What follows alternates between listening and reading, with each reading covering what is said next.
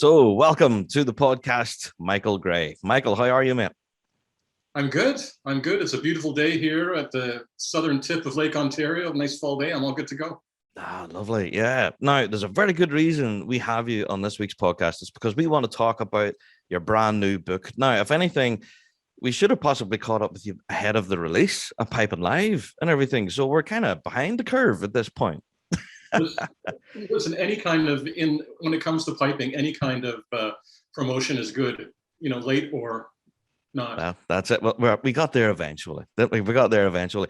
So for those of you watching the video right now, we're actually looking at the website where you can actually go and purchase this. So this is Michael Gray's notes on a life around bagpipes. Now, Michael, we know you as being quite a prolific piper and composer, but this is the first venture into a non-actual music book, if you will. There's no manuscripts in here. Do you want to tell us about this book? Yeah. So this book is it's a culmination of about just over 10 years of writing for Piping Today and online blogs. And I sort of picked through the stuff the writing that I thought had, was good enough for me anyways, and put it all in one place. And the way I discovered how I go about, I found that I just sort of look at piping and pipe bands at a sometimes quirky angle and go from there. So I had a little bit of encouragement to do this, and so I thought, why not? What's the risk? So that's the risk is you've got a house full of books that are collecting dust, but really. It was fun to do. Now, from what I've heard, Michael, the launch itself was a roaring success. It had rave reviews across the Pipe and Live Festival saying that this was one of the events that you should have caught, really. So I hold my hand up. I did miss it on the day. And, full disclosure, I'm gutted. But I did go back and rewatch it. And yeah, I kind of agree with most folks that this event was brilliant. So you had Gary West, you had Jenny Hazard. There's all sorts of great people involved. Tell us about the launch event, Michael. How did it go? So I was really disappointed that we couldn't do it live, because I was all set to, throw the mask on and fly across the Atlantic and do it at, Piping Live. And so I thought, anyways, it didn't happen. So I thought, how can we make it so it's not another virtual snoozer, event that people are so getting weary of. And so I started, talking to people, throwing ideas out of how we could do it. And so we picked, I'm gonna say we like the royal we. I picked two articles, two pieces out of the book, and sort of brought them to life, and had this idea. One piece I had written was an imagined seance with Angus Mackay.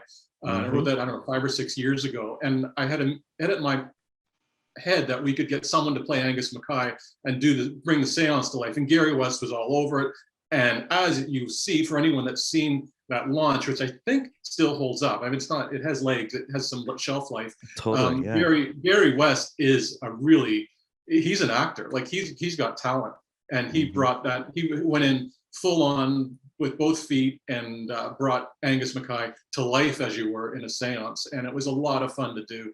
And then Colin McClellan ended up sort of playing the musical side of Angus Mackay's brother at the funeral of John Mackay. Anyways, I'm going on a little bit too much. And then Jenny Hazard, who I taught, by the way, originally, she played fantastically, and she brought to life the 5 tunes I wished I had composed and I'd written about these sort of, to me, seminal, important tunes that I love that never get old for me. And she played each one of them, and we had some fun with that. So Chris Bodden hosted. He's the chair of the Pipers and Pipe Band Society of Ontario's communications committee, and a professional broadcaster like yourself. So it was go big or go home. You got to tap the pros if you want it done right. That's it. And honestly, Michael, I am ashamed to say that I missed it, but I'm so glad that I did catch it. So I have to stress, though, for folks who are looking for examples of your writing, you can actually go to your own website here, Doneber Music, and like on here, there's all sorts of incredible articles, a lot of which haven't been included in the book. Can you tell me then, which articles made the cut and why? Do you know what was your criteria? So the criteria was, I thought, first, was the writing okay? I mean, some of this, like any blog, sometimes you just whip up an idea, a short statement or some statement of opinion that means something to you. And it's not really, it might not have, like, again, I'll use the phrase shelf life. I mean, it kind of gets dated. So I didn't include items like that. And I also, things I thought would be generally interesting, which may not be the case for all the stuff I put on my blog. Although interesting, a recent post, not in the book, for those that aren't aware, Diana Gabaldon in her Outlander series mentions Bill Livingston, like in the 73 pipe band in the Outlander book. I just found that out like a month or two ago, and I thought that was incredible. Bill Livingston, superstar. I tell you, he's world famous. Yeah. And if anything, my wife was reading that same series, and she said, she's talking about piping, and she actually mentions a name here. Do you know this guy? Of course I know that guy. Yeah. So it was weird how the two worlds kind of intermingle. It was great. So for folks interested, go and check out all those articles. They're available up on the website there, the Neighbor Music. Fascinating reading. So Michael, with your writing and everything for various blogs, including your own, how long would you spend on these various articles and opinion pieces? Well, it depends. If it's 1,000 words, like a back page thing, like I was doing for the piping today, that took a bit of time, and it was thinking time. Like when I'm hiking, or I'd be thinking about an idea, and how I would do it. And then there'd be research. I like to research and bring some facts. Facts are always good, especially, so you roll all that together, and probably a 1,000-word piece would take easily 8 hours of from thinking to writing. Wow. Yeah. There you go. And then obviously you would check it at least a dozen times before you even hit the publish button. Yeah. Yeah. Oh, absolutely. And so, and it's like anything too, Rob, the more you do it, I think the better you get. And I noticed that in the stuff I've written over the years, it's stuff early on. I think it's, you might have done it, well, you would have done it differently, but it's, it's just interesting to me, and a reminder that practice makes perfect. There you go. With the pipes too. Exactly. Yeah. If anything, Michael, we've noticed this in recent years as we've been talking to various authors and stuff for books, is that there comes a stage where they eventually have to set it down and walk away, because if they keep tinkering at it, they'll never stop. Did you find that with this publication? Yeah, absolutely. I do. That's sort of how I go with almost everything in my life. Just do it.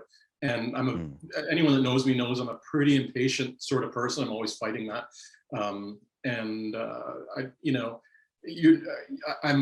very much an anti, that situation you get with paralysis by analysis. And that can happen where you just don't get any forward movement, and you wait for all the information and all the facts and all the inputs. And if you do that, you'd never get anything done and never get anything accomplished. So I very much at least aim to get 80% right, and then just go for it.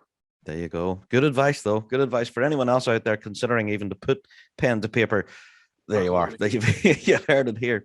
So, Michael, of course, I'm a huge fan of your work, honestly. From throughout the years, you've composed some of the best well-known tunes in the piping scene. So, first of all, I want to say thank you.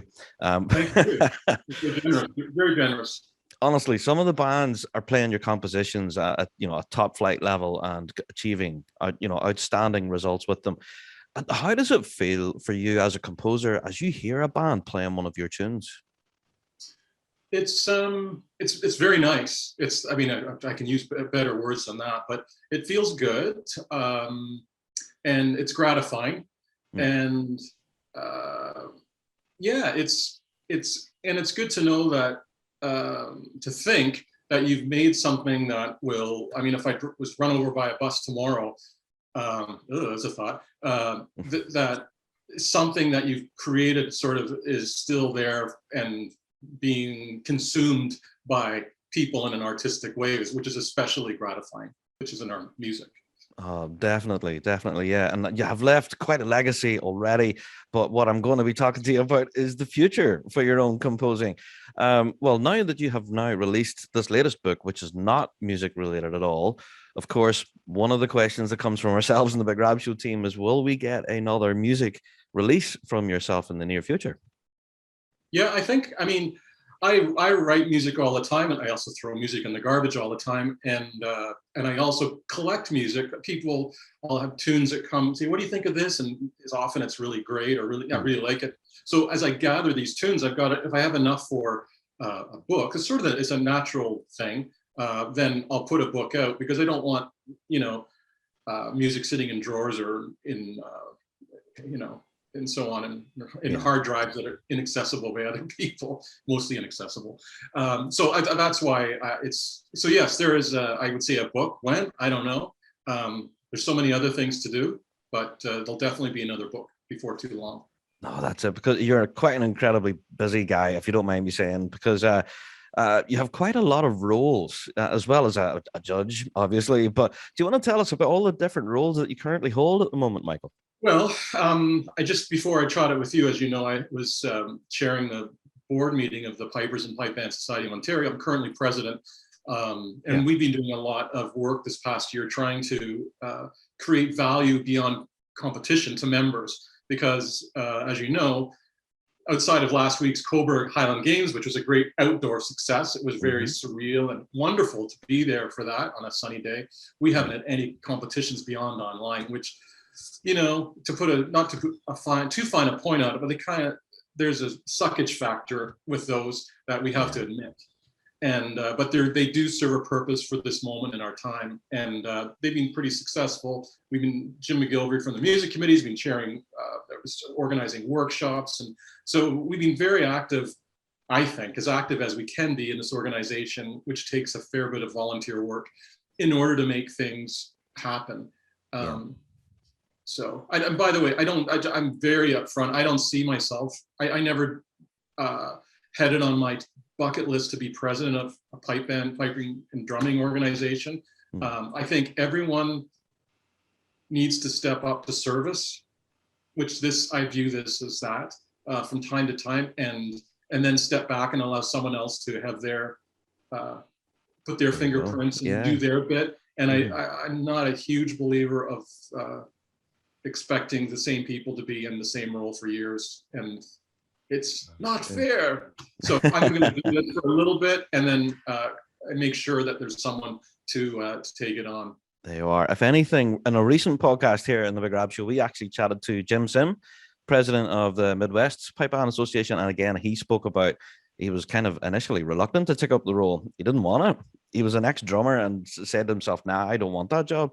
But again, found that he had to step up to the plate, and they've been doing fantastic work, similar to yourselves. So can I ask then about Coburg and all that? I've seen so many photos and videos and that online from people on the ground. Everyone had a stupid big smile on their face. They all seem to be having the best possible time. How do you think it went, Michael, on the day? It went great, and I'll tell you, I wasn't looking forward to it. I was personally worried about it. We've had pockets of I'm sure it's the same all over the world. Pockets of protesters, anti-vaxxers, vaccine passport. And I had visions because the town had asked the games to ensure that people that entered the park wore face masks once they bought their ticket. And I'm thinking, how do you play bagpipes and wear a face mask? It's okay if you do that. You take it off to play, to perform. And I just thought, when you're outside the gate, you don't have to wear it, because in Ontario, there's no rule to wear a mask out of doors. Yeah. And this is on the Lake Ontario. There's breezes coming in, blowing in through across the field. The thing was ridiculous. So I had visions of that causing, problems with people. Some sort of friction. Issues coming up. And because people are, like, I'm sure where you are, well and truly fed up with this. And especially people that opt not to do their duty and get vaccinated. Anyways, politics aside, which unfortunately that is oddly a political thing now instead of a public health thing. I know, it's strange. So Yeah, I'll just wrap this in a bow. So what happened is 8:30 in the morning, the gates open up for the solo competitions and so on. Mm-hmm. And, the masks were on, and there were special constables and police wandering around in pairs.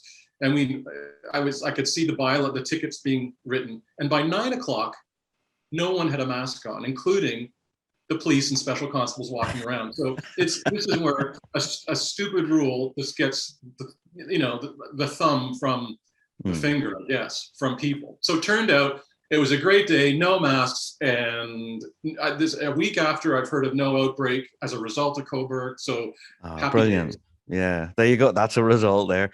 And I think overall, the standard of playing from the bands as well was quite high, I think, by all accounts as well. It was. I asked the judges about that, and the judges were John Elliott, Bob Worrell, and Jim McGilvery, and Mike Hunter on drumming. And they were really surprised at what bands had done in really 6 to 8 weeks of getting together to practice. And I heard the bands. I went around listening, and they were really at an admirable, like a good standard. There you go. So, great. Yeah, as if they haven't missed a day of practice. Yeah, pretty much. It fantastic. So again, I know by way of a shameless plug, Michael, but I want to bring it back to the reason we brought you onto the pod in the first place is we wanted to chat again. Your book is out right now called Gray's Notes. You can actually go and get it through a lot of different reputable retailers, both here in the UK and online as well, through shop.dunbar.com. So there you are. Absolutely. Indeed. So I will definitely be picking up a copy of this because I'm fascinated. Because let's face it, a guy of your experience is bound to have some stories to tell, Michael. Well, the longer you're at it, the more stories you collect. I guess that's fair to say. Yeah, I think you're right. There. A little wisdom as well. A little, That's it too. So can I ask then, well, personally, I think the last time I actually seen you was at the Live in Ireland 87 concert here in Belfast. Seen you, first of all, in the Glasgow one, which was incredible. And then I came over to Belfast for a second time round. Wow. Have you any plans yourself then to lift the instrument and play in any bands or anything like that in the near future? Well, I mean, I'm still on the books of the Glasgow Police. So I've got all their music, and so I'm still officially a member of that. Sorry, the Police Federation. The new name. Yeah, I'm still not used to it yet.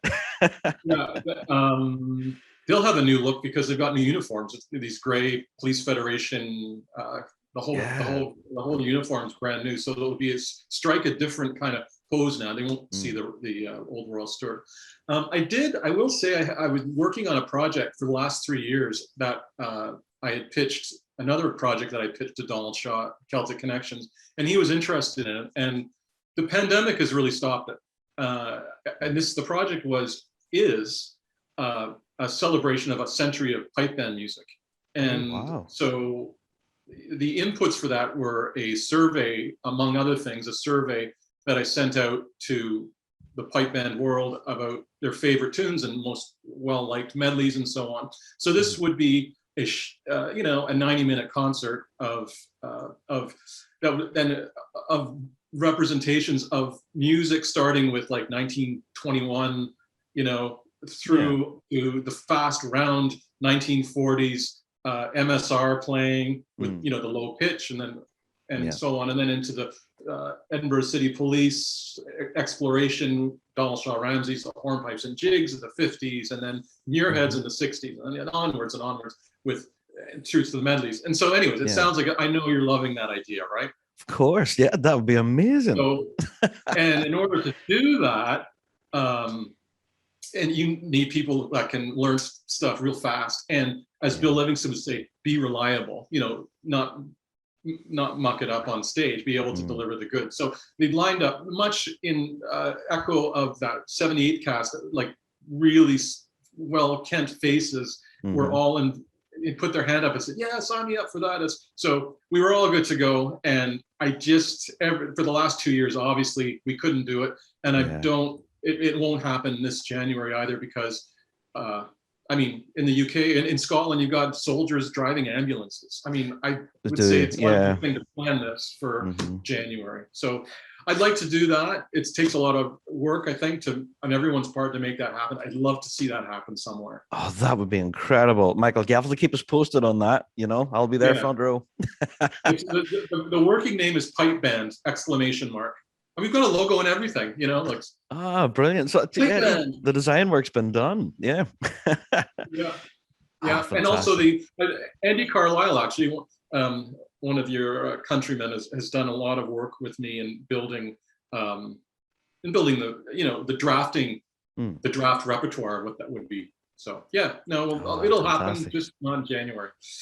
Oh, well, there you go. You've heard it here first, folks. I'm dead excited for that. Yeah, I'll look forward to that for sure.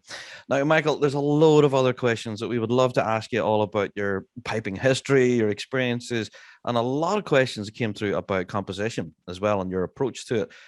But unfortunately, we have to end the interview there. Otherwise, we will have you absolutely tortured with questions. But before I do let you go, of course, I have to ask you some Big Rab Show staples. Yes, questions we ask every guest. So, Michael Gray, what is your favorite cheese? Swiss. Ooh, nice. We haven't had that. Yeah. We've had a lot of people choosing cheddar this last while. So that's quite an interesting choice. There you go.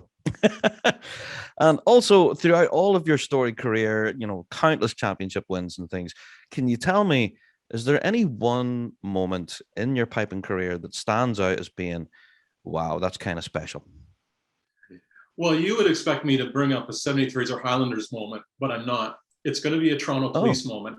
And it was when the band played at Georgetown games, the variations on a theme of Good Intentions medley in the blazing hot June sun. And we had, in the middle of the medley at one of the breaks, it was a build up of tempo. The crowd broke into applause. And I never, ever experienced that anywhere. And I'll never forget that. Wow. Halfway through your set, they started applauding? Yeah. It's online. If anyone's really keen, go to Variations on a Theme or Georgetown, Toronto Police, whatever, it was 2007. And you can hear it. You can fast forward. You don't, inflict that medley on you. And people love that medley or hate it. So. Hey, I'm going to have to go back and listen to that now, Michael. Yeah, fantastic. Well, thank you so much for taking time to chat to us here on the Big Rab Show, Michael. Honestly, we know your time is extremely valuable, and thank you for spending time to chat to us. Thank you. Thanks, Rab. Thanks for inviting me. I really enjoyed talking to you.